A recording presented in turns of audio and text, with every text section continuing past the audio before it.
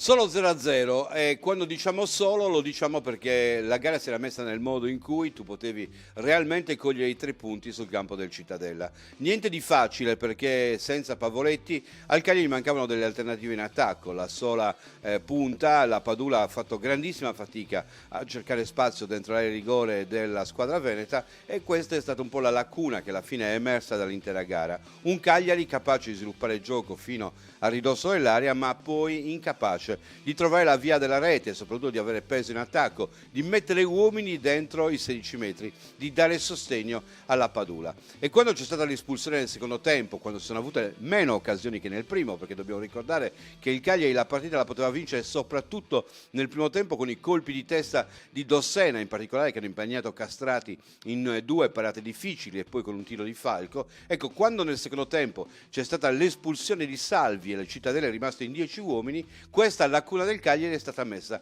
ulteriormente in evidenza. Perché? Perché il Cittadella ha pensato meno ad attaccare e quindi nel pensare meno ad attaccare ha creato certamente meno spazi per il Cagliari, si è chiuso definitivamente e il Cagliari ha messo in evidenza quella che era la lacuna. Esitazioni che hanno poi confermato che in questo mercato bisogna operare per dare un'alternativa a Pavoletti. Con la partenza di Pereiro, che a questo punto non era più neanche da verificare, con l'inconsistenza di Millico come punta centrale, c'è da dare un'alternativa non solamente a Pavoletti, ma allo stesso Lappadula, che da punta unica fa grande fatica a potersi imporre, soprattutto se è il Cagliari che deve attaccare. Tutto questo si è visto nel corso della gara e Ranieri sperava nel gol dei primi 11 per non dover mettere in evidenza quella che è lacuna. Come l'ha messa in evidenza? Dovendo ricorrere all'utilizzo di Adam Grieger, giocatore di 18 anni acerbo della Primavera, schierato nella speranza che potesse essere lui a risolvere quel problema tattico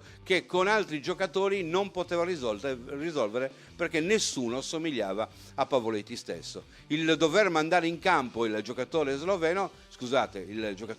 slovacco è stato come andare a ricercare il motivo per il quale si doveva andare in qualche modo a sottolineare quello che nel Cagliari manca, un giocatore che potesse dare peso all'attacco. Da quel momento in poi, e cioè dal praticamente quasi l'80°, sono stati inseriti tutti i potenziali attaccanti anche nei cambi, da Luvumbo a Millico, nella speranza di poter trovare il cross giusto e con l'aiuto di Grieger di creare lo spazio alla Padula. Purtroppo la Padula è cascato invece nella trappola perché nel momento in cui poteva usufruire dello spazio è stato soprattutto lui nei 10 minuti finali a cadere molto spesso nel fuorigioco e cadendo nel fuorigioco a interrompere le trame del Cagliari. Insomma, uno 0-0 che lascia un punto, certamente, lascia delle indicazioni su dove operare per crescere, comprare un attaccante che possa essere un'alternativa a Pavoletti, ma lascia anche un po' l'amaro in bocca per i 2 punti che non sono stati conquistati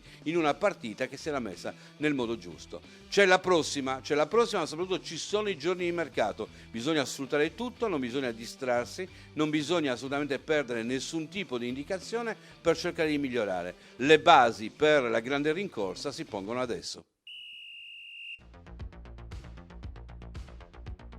Il commento a caldo è giunto alla 5ª edizione e quest'anno, oltre al web, ci potrai vedere anche in TV. In 5 anni tante aziende ci hanno scelto. Diventa anche tu partner del commento a caldo e segna un gol fondamentale per la tua azienda. Chiamaci o mandaci un messaggio WhatsApp al 335 699 16 93.